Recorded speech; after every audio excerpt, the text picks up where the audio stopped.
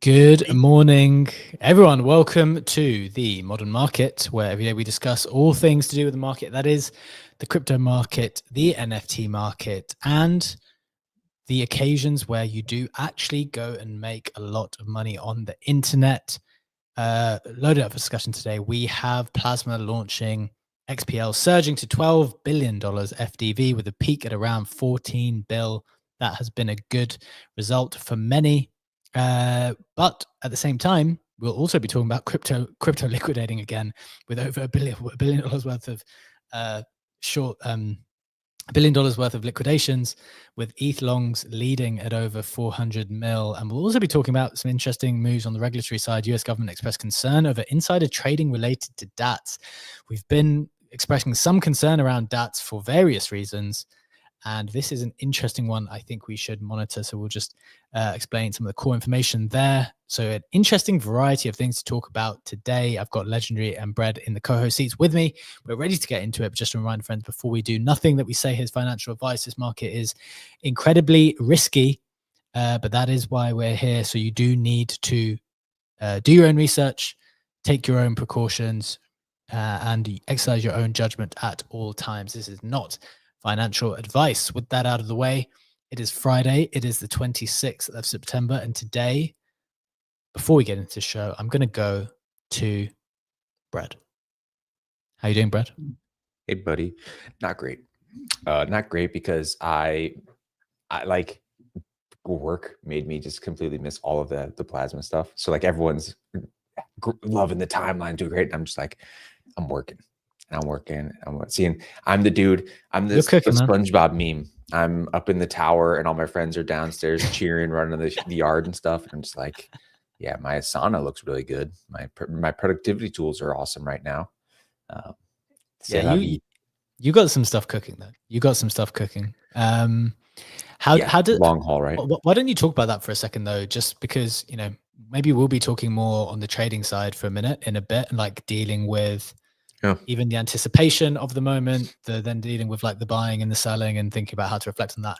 There are a ton of people who listen to the show as well, who are either with a normal job, IRL job, like doing other stuff, trying to get exposure to this industry, trying to take advantage of opportunities and like trying to fit it in, or they're in the industry getting pulled in every single direction all the time. How are you kind of approaching that from your perspective as a builder, but also someone who like genuinely participates across the board? Okay, for everything or relative just like this Plasma, how I navigated this Plasma thing? Well, maybe if you want to be specific about this one, that's fine, but maybe general as well. Maybe this specific example is a helpful one. Yeah. So like just like my commentary on Plasma specifically is I am trying to like my thing has always been just like my superpower is holding on to shit. Like that's what I'm really good at. And like I am constantly doing this push-pull of like you shouldn't give up your coins because you just need to hold on. Like you literally just need to hold on, and you should not be actively trading stuff, and you should not be participating in too much stuff. You should not be like doing too much, right? You should usually show some conviction, like come up with a thesis, show conviction. Like it's like the largest example of our industry. If you had just bought and hold Bitcoin, you won and you log off, right? Now, like that's it. And you go about your life and you won, you already made the decision. Now, obviously not all things are Bitcoin. So therefore that does not hold true for everything. So for me, that's the balance of like, I'm starting to get into like being a little more comfortable with actively sloshing around my portfolio recently, trying to make trades, trying to be a little more on top of stuff.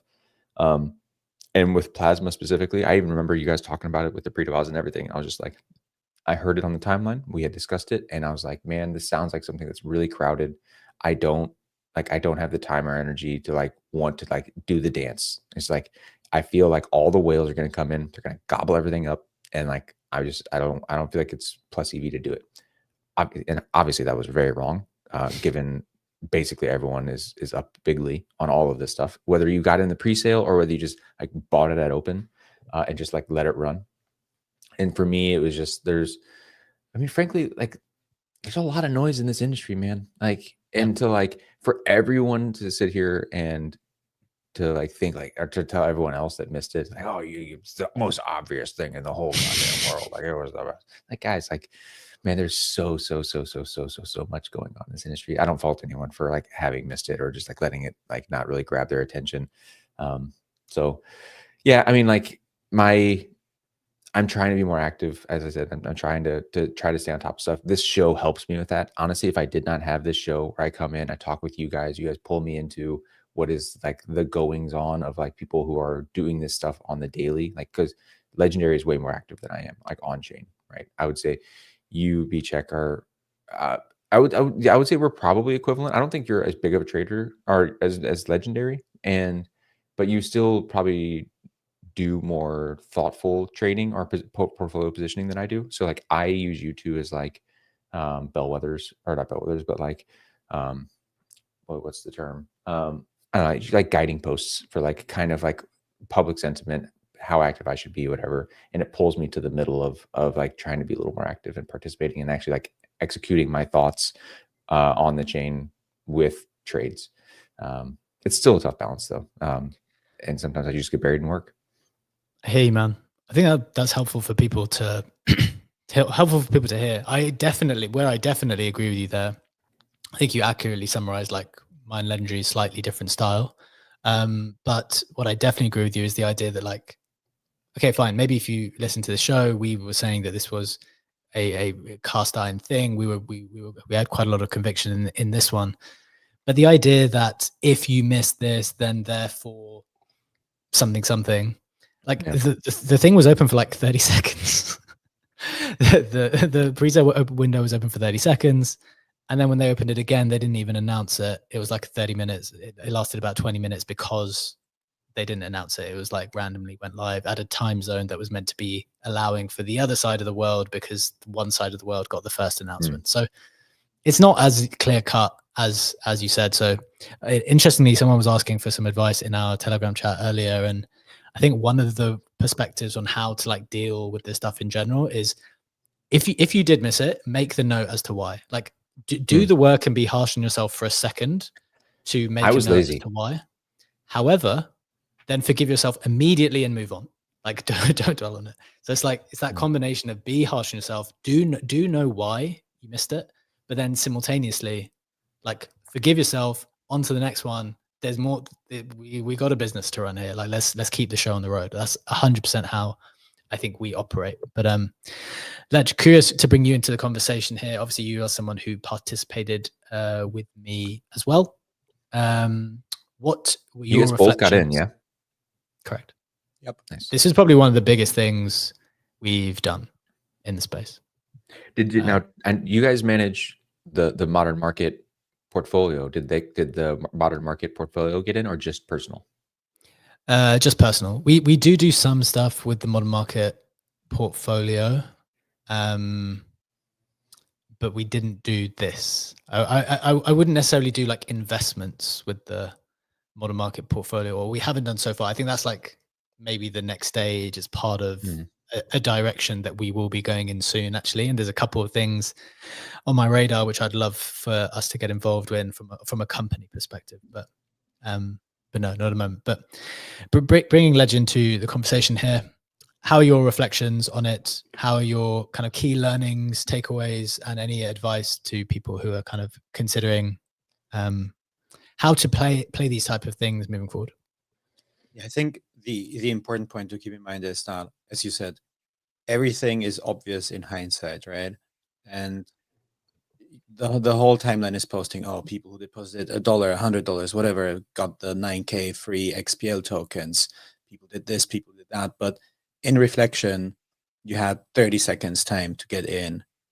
And even I, who's been doing like on-chain shit for years and years and years, and has trained in the years of the NFT season, trained in the on-chain dojo, the ways of the deposit, almost messed it up because of my gas settings. Like almost fucked that one up. So, but was it literally a gas war? Just a little note, yeah, there was a gas war. So we were very much prepared. This is one of the times I was more prepared legendary. But like to show the level of detail, and this is maybe sometimes what it takes to get into things that you think are important.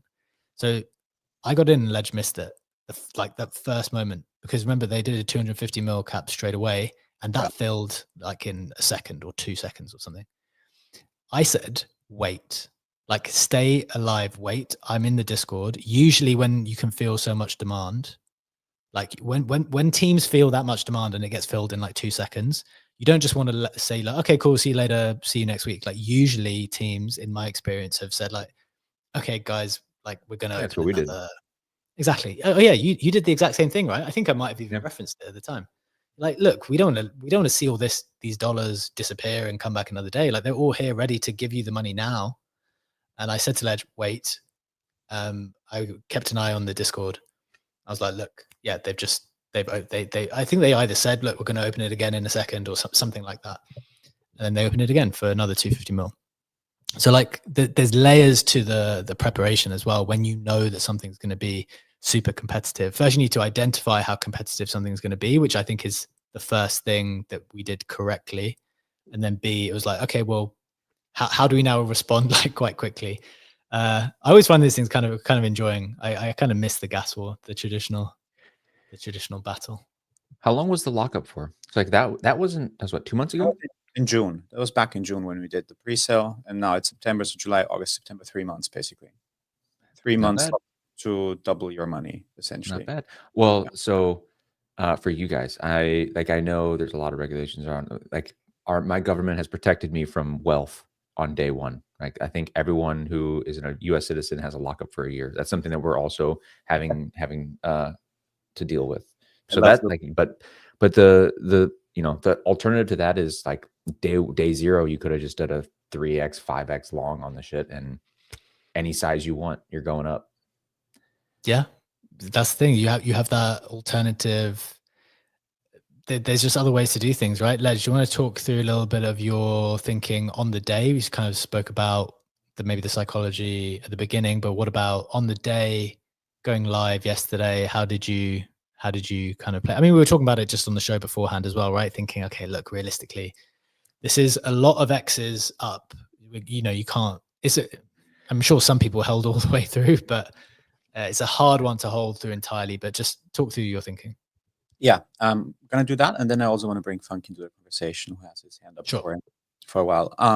So what did I do? Immediately, first of all, we were like seeing when we will get the distribution. Team was a bit late, so that's a constant monitoring of what did we monitor? Binance Alpha, Hyperliquid Perps, UXPL, so unit Discord, tweet feed if someone found something out and it's not in the Discord, not anywhere else. We're like monitoring all the stuff. Then got our tokens. Because I can use Binance, right? You can't.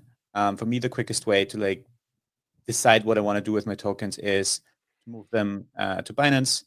I learned from Portal to not send all your tokens to Binance immediately, because sometimes with hype tokens, Binance deposits can get fucked up. So I just sent like 20% of my token allocation, which in hindsight is way too much for a test transaction either way, to Binance. It went through. I sent half of the tokens there, so that I can like decide what I want to do with them, want to keep them, want to sell them. And ultimately, my thing was, it was a massive win.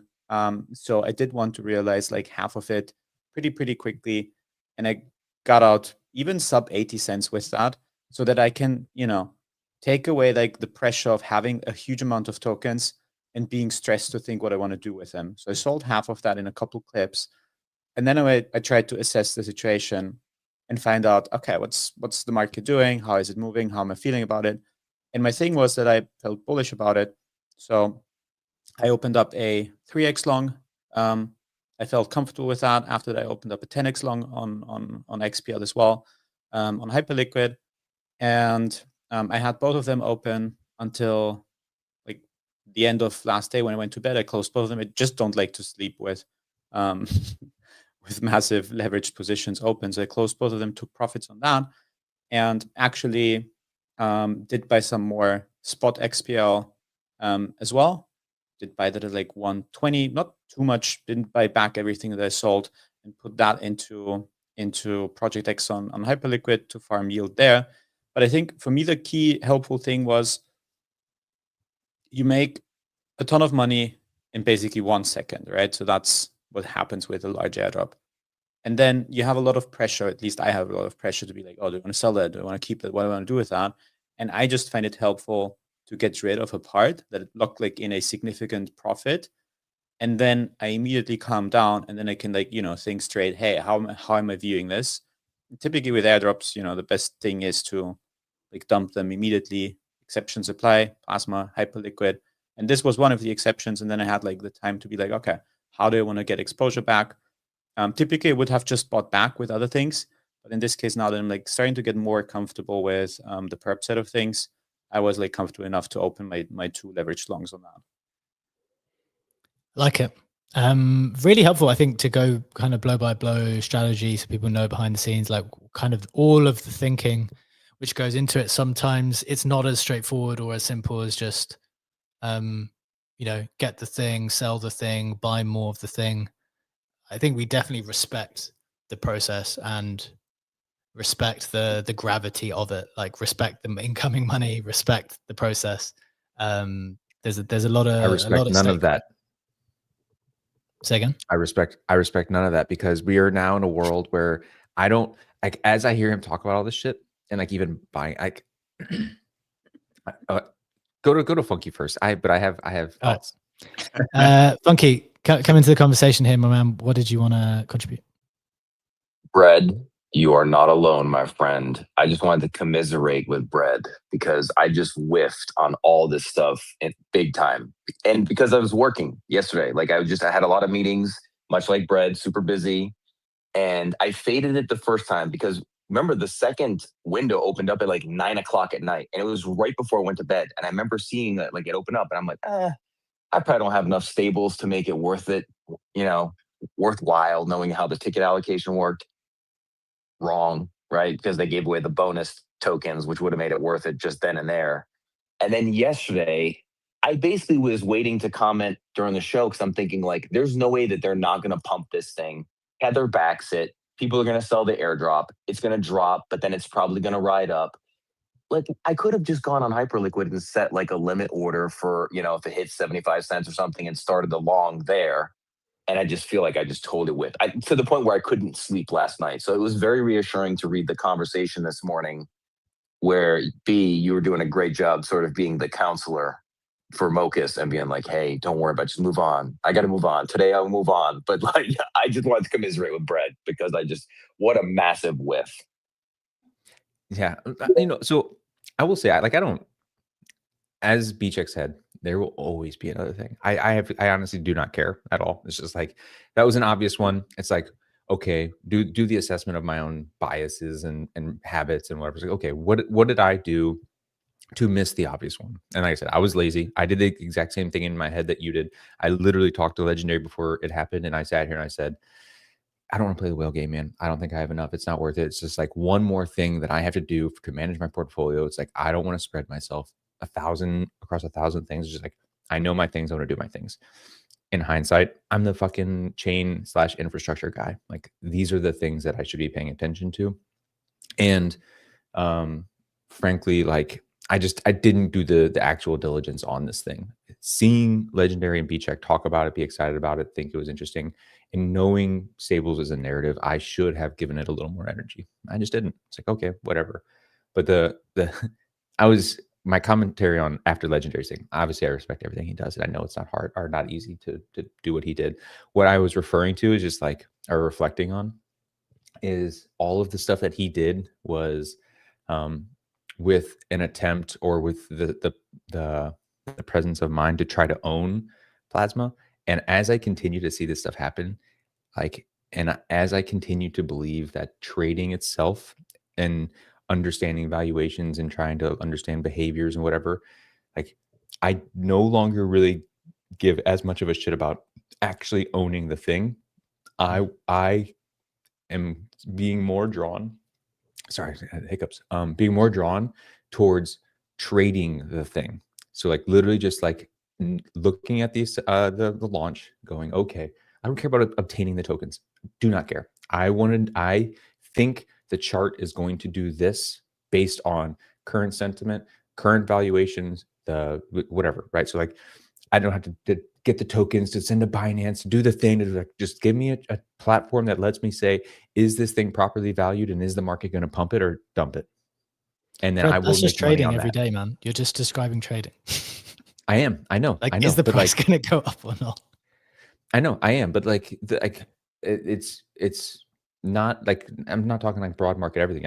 Obviously it's just talking, but like a lot of talking on the actual like buying the token and doing it with spot is different than doing it with perps, leverage, whatever. Okay, so you're like getting more drawn even to the leverage side. Not needing to be on the platform that has the tokens, that does the distribution, and sending it to Binance to do the thing because I have the tokens in my hand. I don't care. I just show me the chart, and how can I make like predict the chart? There's no underlying tokens on Hyperliquid, right? There are some, but like that's I'm more drawn towards that after hearing everything Legendary is doing. Is like, that's not the thing that I'm administration of it was a pain for sure. Like if you wanted to wait, okay, so here's the spot that you're going to get on Plasma. Are you going to deposit this straight into Unit, which some people did do, onto Hyperliquid, or are you going to move it from on Stargate and go here? And so, or do you want to go straight to Binance? So yeah, I know what you mean. There was a whole load of faff, which I guess people might not. Yeah, that's not an enjoyable part. Yeah. Alternatively, you deposit a fat stack of stables inside of Hyperliquid and you wait to click buy. Long. Yeah, correct. And even if you have the airdrop, like send it to a centralized exchange and dump all of it if you don't want to bother with like bridging it to Plasma, to Hyper EVM, et cetera, et cetera, et cetera.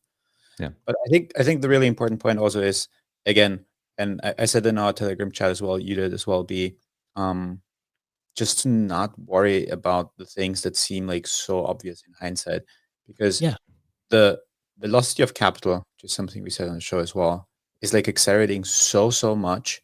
You have so many opportunities like that. It's actually insane. Like if you talk to someone in TradFi and you tell them, oh, hey, I had this opportunity to double up my money in 3 months, basically with a very limited risk, they would say, oh my God, this is a once in a lifetime opportunity. But like in this space, we had Penguin this year, we had Stable, we had XPL, we had Asta, we had Trump, we had Hype, we had Avant. We've had one a week for the last 3 weeks. Yeah. Like it's literally XPL, Aster. What was the other one? What was the other big one that hit? Stable. Like Stables, Avantis, Avantis, I forgot the IS there. So like you have all these opportunities in rapid succession that's even detrimental to like spend too much time trying to chase the Plasma trade. Like, okay, you missed the pre-sale. Okay, you maybe missed also opening up along yesterday. Now spending time and thinking, oh, where's Plasma gonna go? Is it gonna double up? Do I want to be long? Do I want to be short? Of course you can trade that. But like with this velocity of stuff, like it's almost worth to look for the next thing and like be like, okay, I missed that.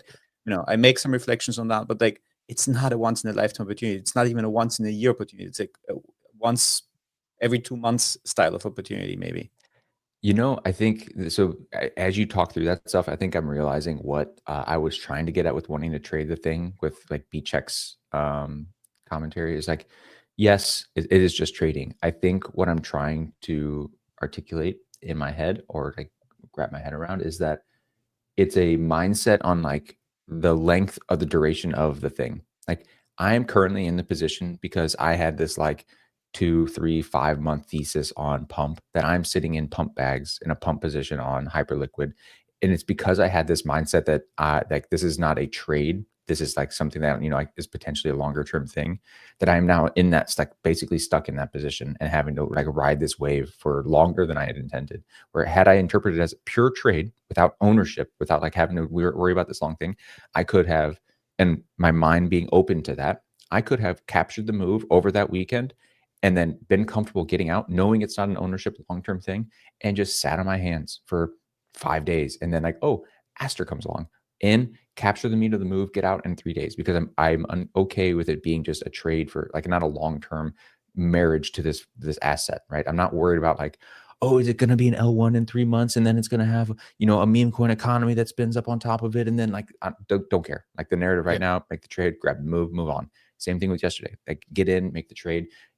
Day one launch with this valuation, it's underpriced, it's going to pump, get in, sell like Legendary did at the end of the day, capture the meat of the move, get on, like move, like be okay with it.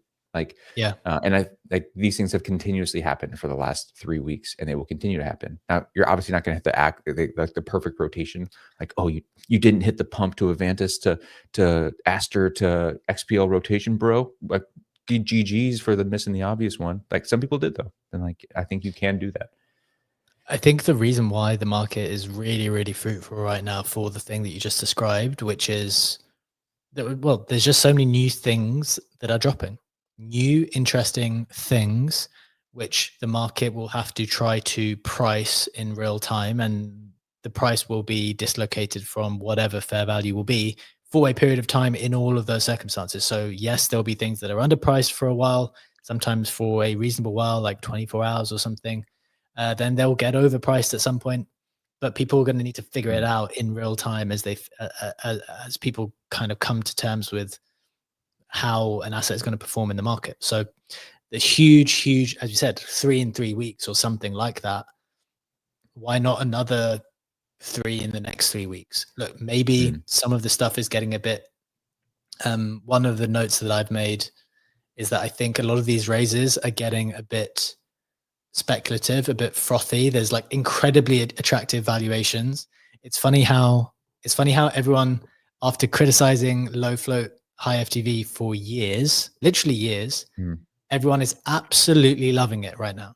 Absolutely loving it because all the stuff's locked up. So you love it obviously at the beginning because you're getting unlocked. All of these current raises in the ICO style are letting the pre-salers be unlocked while the original investors are locked. And it seems to be a healthy balance at the moment where the early people, the kind of public pre-sale can get rich. They'll let them unlock. But there's enough low float to keep the valuation super high. And so the people who are early investors can still be content with this high valuation, thinking that, okay, in 6 months' time, in 12 months' time, we're going to be okay. And so you have this interesting dynamic at the moment where ICO plus low float, high FTV with investors later on being, at least for now, thinking that they're going to be okay. But, you know, at some point in time, low float, high FTV turns into the same thing that it was before, which is incredible amounts of sell pressure coming. But we don't need to worry about that yet because the project is just launching now. So I've just noted Shout out that ICOs, by the way. Yeah, we like them.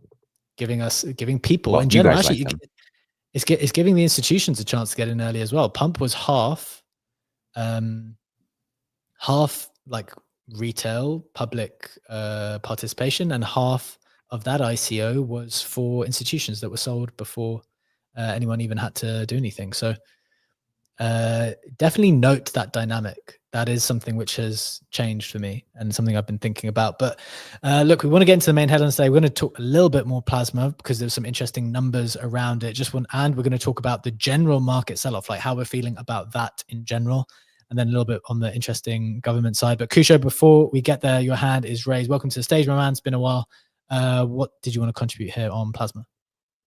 Yeah, so I pretty much just wanted to add that in addition to I also missing the pre-sale quang, I was able to really get access to a bit of an allocation just by some contributions that I made writing the stablecoin report. Cool. So you were one of those people. Just explain very briefly what that meant. So basically, Plasma had this stablecoin collective thing where they put out a bounty, so to speak, for the entire community, the entire audience to kind of come up with all kinds of projects, dashboards, metrics, kind of like the way Mega ETH had people kind of building tools out of the box for the entire ecosystem. Plasma had a bounty for people to do something like that. And it could be content, it could be apps, it could be dashboards, it could be data stuff. And then people went out of the way to do things like that. So I built a team to write a stablecoin report that covered a couple of topics. And to be honest, there were no expectations of any sort of drop whatsoever. Like someone asked me recently, like, oh, is this going to be a paid research report? And I was like, nope, strictly for the love of the game. And then there goes that announcement that, you know, everybody who is part of that collective and submitted the project gets a significant stimmy. And then they promoted a member of my team, like they increased their role, so to speak. And then with the increase in role was like almost a 2x increase in allocation. And, you know, bro was like mind blown. And yeah, so I too am mind blown. I will be taking another trip. Last time I had a big airdrop, I took a trip. This time I'm taking a trip too. So yeah. Love it, man. Okay, question for you. What does that make you think like about Plasma? Like, does that make you a fanboy now, or is it just like, thank you guys? But like, does it strengthen your bond to Plasma? I guess is my question. Yeah, I would say so. But I was already a fanboy. That was the entire point of going into that project, not knowing if they were going to do any sort of drop. Like nobody had a clue that anything was coming as a result of, being part of that stablecoin collective. And in my mind, it was just like, oh yeah, yet another Discord role, right? And I didn't have any sort of expectations attached to it. So I think that in itself, the reward then coming afterwards kind of strengthens the thesis of like, yeah, I'm going to like put in more effort and kind of like pay attention to what's happening in this ecosystem. Because I have a baseline of exposure within the ecosystem that I don't need to bridge in that came to me free. So like now I have a baseline capital that I can use to play around with new things on Plasma without necessarily bringing in new money into the ecosystem. That's one. And then two is like, okay, we look at this entire ecosystem that's coming up gradually. Do I have more opportunities to gain access to new jobs, to new resources, to new connections as a result of being an early participant? And I think the answer is yes. So that's more or less the reason why the bond is strengthening and not so much the airdrop itself.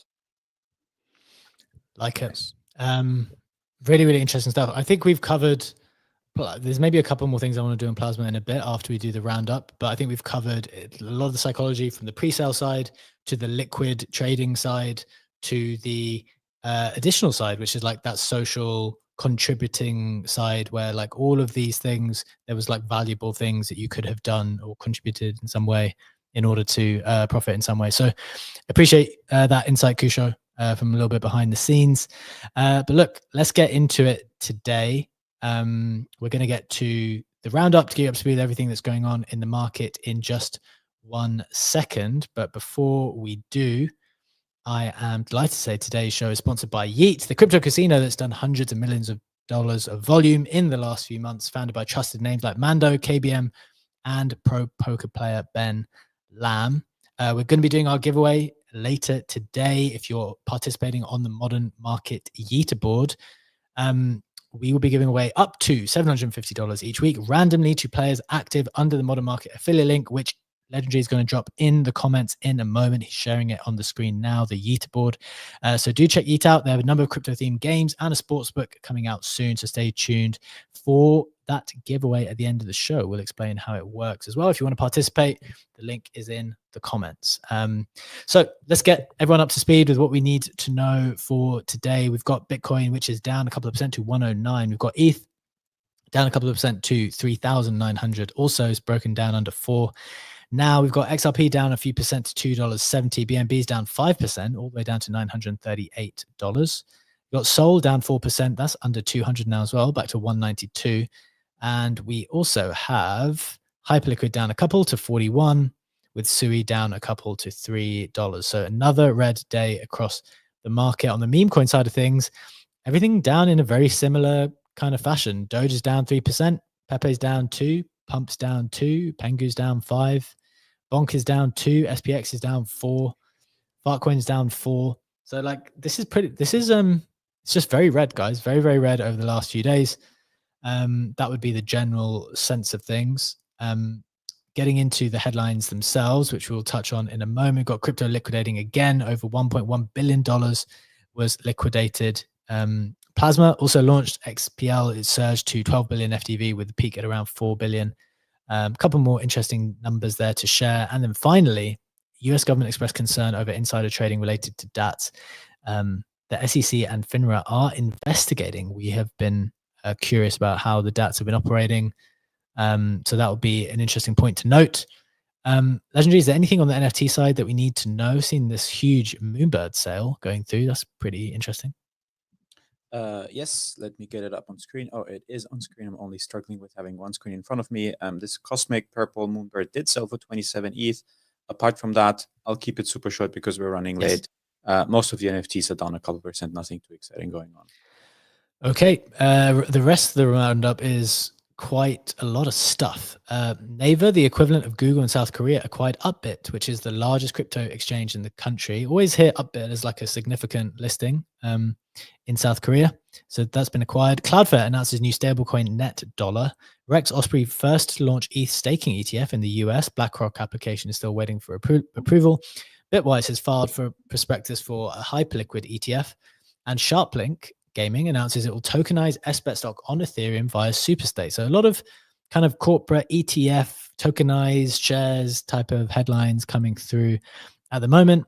M2 invests $20 million in Athena, aiming to boost synthetic dollar adoption in the Middle East. There's been a lot of investment going on into Athena from various parties in general. I think they're still trying to deal with the amount of VC sell pressure they have at the moment. I think some of these are kind of OTC style stuff.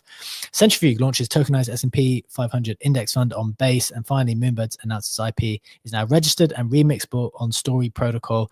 After, I believe there was a little bit of fuss around Story Protocol. What does that even mean? What the fuck does that mean? You can remix it, Brad, if you want to. That's what it means. The fuck does that mean? It means that you can remix it. Bro, what do you? I could Which word remix do it you here not in the house. understand? What the fuck does it mean whenever it's on the chain? You don't I have can permission draw a to fucking remix upside it. down bird right now, and oh, it's remixadixled. What the fuck does it mean that it's on IP and it's able to be remixed? You don't have permission to remix it unless you do it on Story Protocol.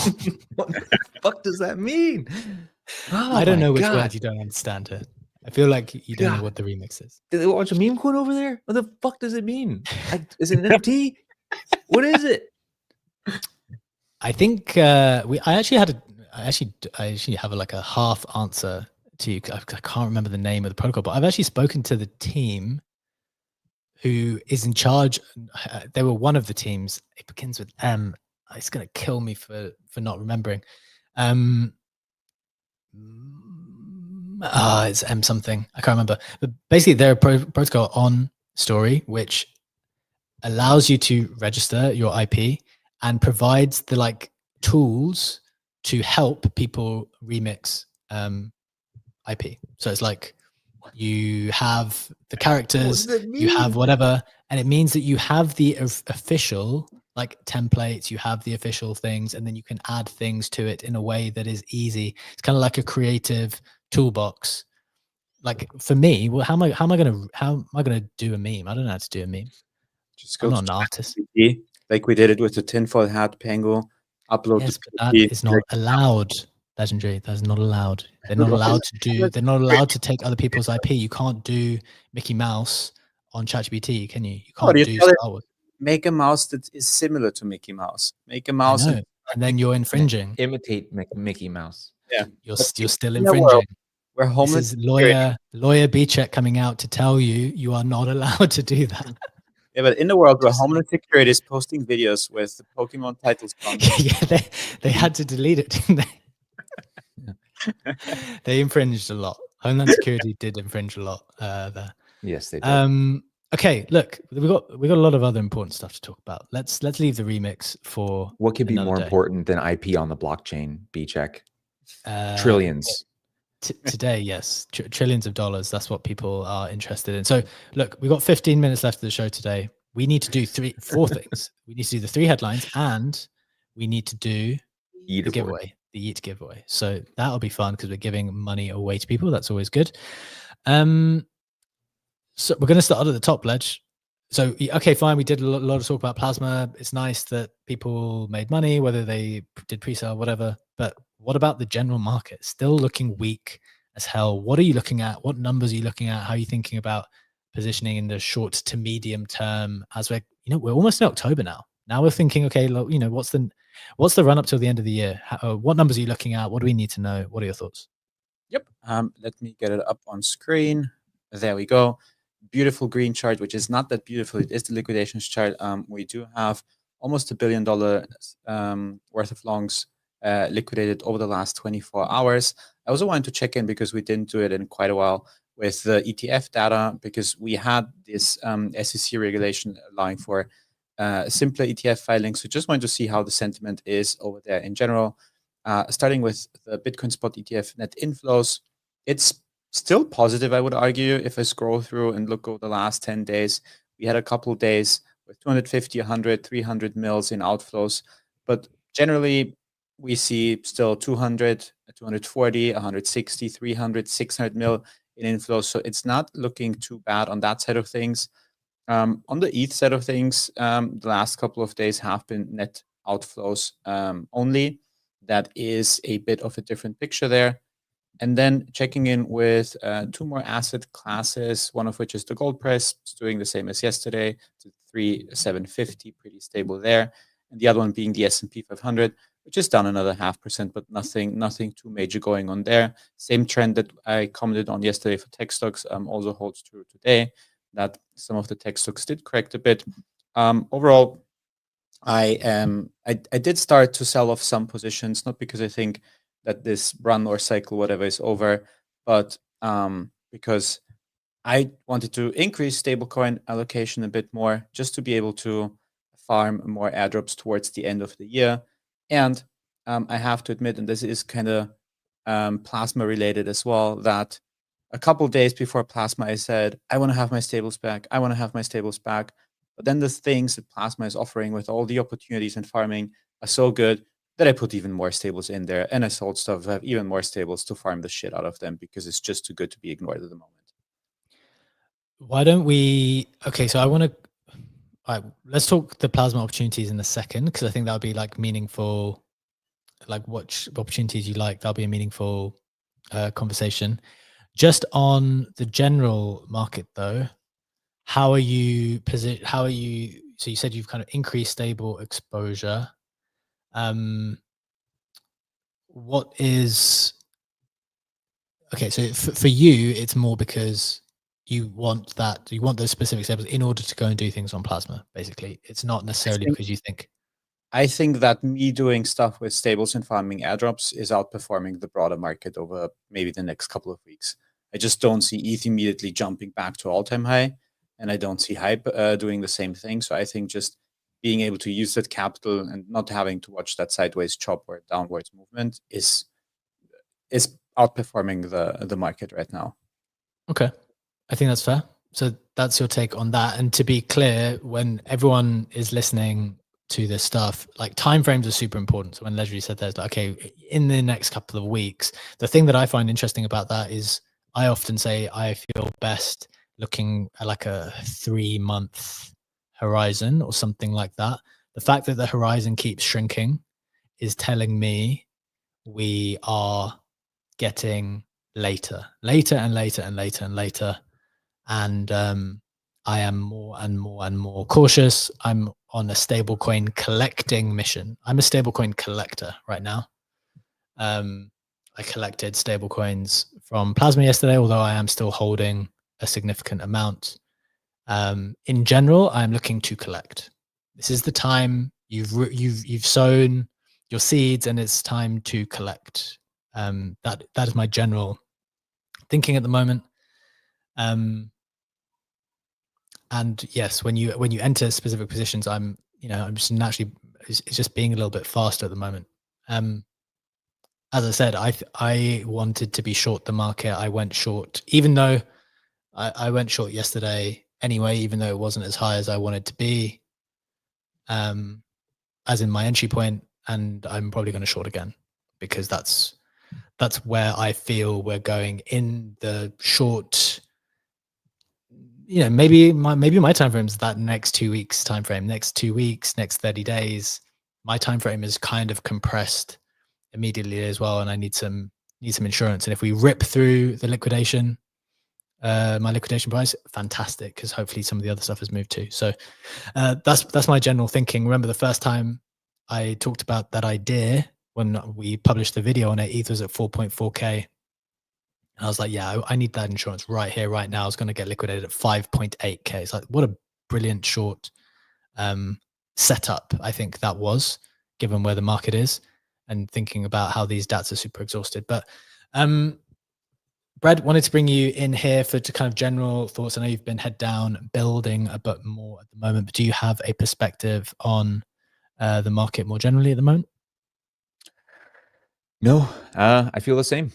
Like it feels kind of choppy, which sucks because I was not well positioned for it. And now like I'm sitting here listening to you guys, and I'm trying to also determine what I think the time horizon is for this like choppy sideways downward motion is. And is it too late to put on a position to deal with that? Right. I always, I'm sure a lot of people resonate with this. I always feel like I am the person that is going to top or bottom tick the thing. Right. So if I'm not catching it within the first like few days, week or so, I perpetually just feel like I am the signal. So I'm doing that balance in my head, hearing you guys talk about stuff and go, okay, like what do I truly feel? What do I truly see? How long am I going to predict that this thing is going to be in this position doing this thing? Yeah, I have a lot of that going on right now. Fair enough. I can't think of the position to put on. I'm going to try to assess. Again, I haven't had the time to like fully evaluate where I'm at with everything. Sure. But yeah. Okay. Yeah, I think a lot of people will resonate with that. Ledge, do you want to come back on anything I said, or should we keep it moving into the Plasma DeFi opportunities? Oopsie. Let's keep it moving. All right, let's keep it moving. So just a quick headline again. I'm sure you're all aware Plasma launched yesterday. Went not straight to, it launched around 7.5 bill FDV. This is the stable coin chain that is backed by prominent funds. It has some Tether association as well. And it has risen quite quickly to a $12 billion fully diluted valuation. It rose as high as $14 billion before pulling back just a touch. That is the headline. A couple of other headlines. There were some huge winners on this. CBB shared that I believe he had like $36 million worth of allocation, because that's how much they were allowed to put in. Remember, there was a $50 million cap for this if you were a pre-sale participant. There was another cool post. This was one of the echo rounds led by Kobe, and there's a screenshot that was shared where I think the group lead invested. So when you're an echo, which is a kind of platform to share investment opportunities, it always tells you what the group lead is investing. Like, these people are coming to tell you to invest or share an opportunity with you. You should know what they're putting in, right?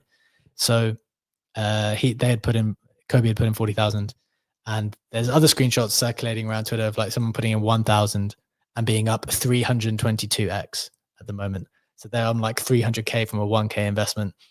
This investment of 40K turned into 12 million at current, at very recent prices, if not current prices, which is pretty crazy. Know when that round was? Yes, this was a long time ago. Sorry, I actually don't know. I just said yes. It was definitely a long time ago, because they did a raise at the top of the year. And as soon as I heard about it, I didn't know when this raise happened, and actually that makes sense, because the echo ones you're not allowed to talk about. I have, the blog said May 27th, Kobe's Echo has launched Sona, new ICO platform with Plasma's third project. And the round was also like back then. So that was way before the public sale in June as well. So May of this year? No, it has to have been. No, never mind. No, it was way earlier. Sorry, May when Echo launched? No, that was Sona, which was the KIC platform. My bad. Yeah, I think that's forget what I said. Forget what I said. It's just I'm just wrong. It's okay. So yeah, no, it was a very long time ago. It was the top of the year when they did the second raise. But it makes sense, right? Because you're not allowed to talk about the Echo deals in public. I don't know if like we're just commenting on like screenshots that are out there now. So I think that's okay. But as in, if you've participated, you're not allowed to talk about it to do with the rules around them.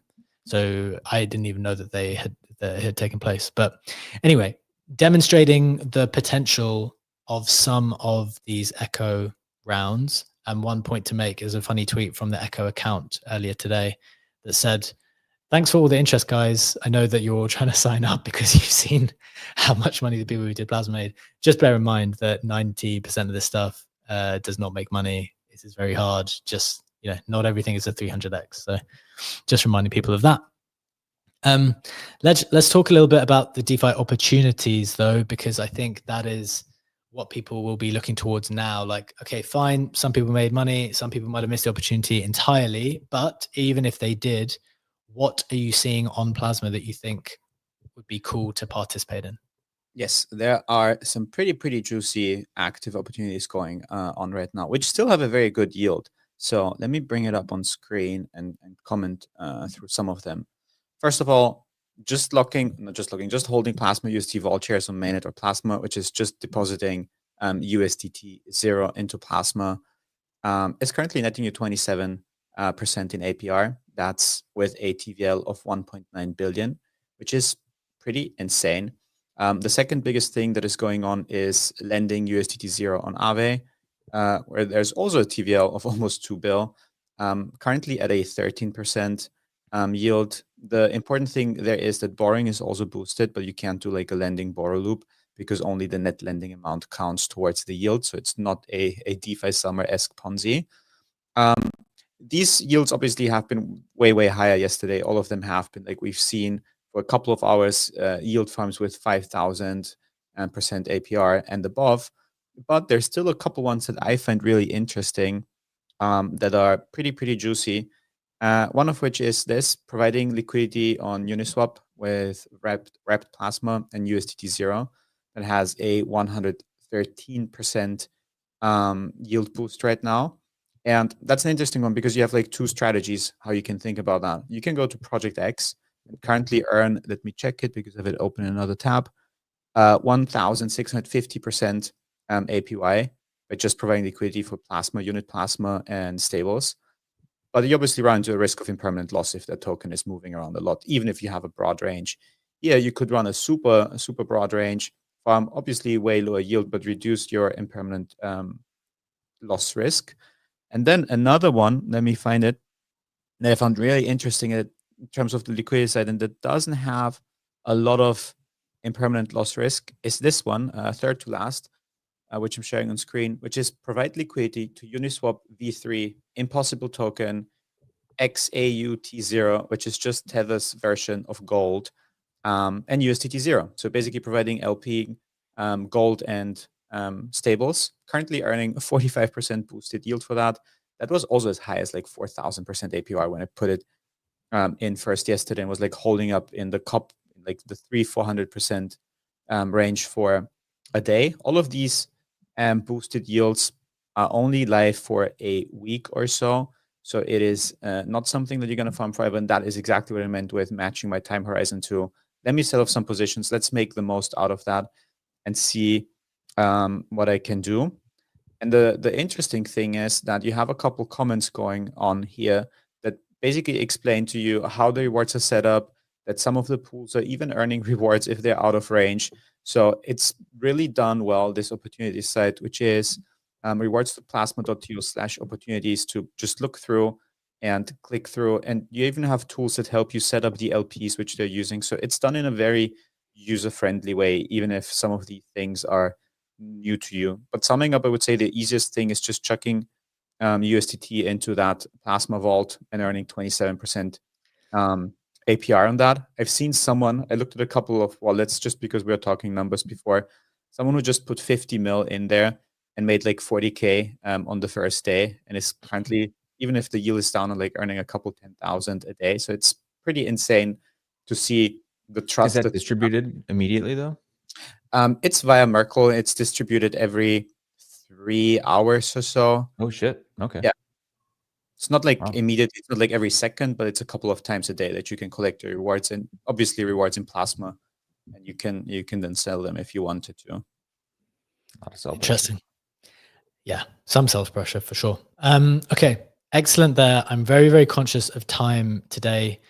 We actually have a meeting straight after this, Ledge. So, Brad, give us the headline immediately for thing, and we need to do our giveaway. So, Brad, what do we need to know on this? Fastest.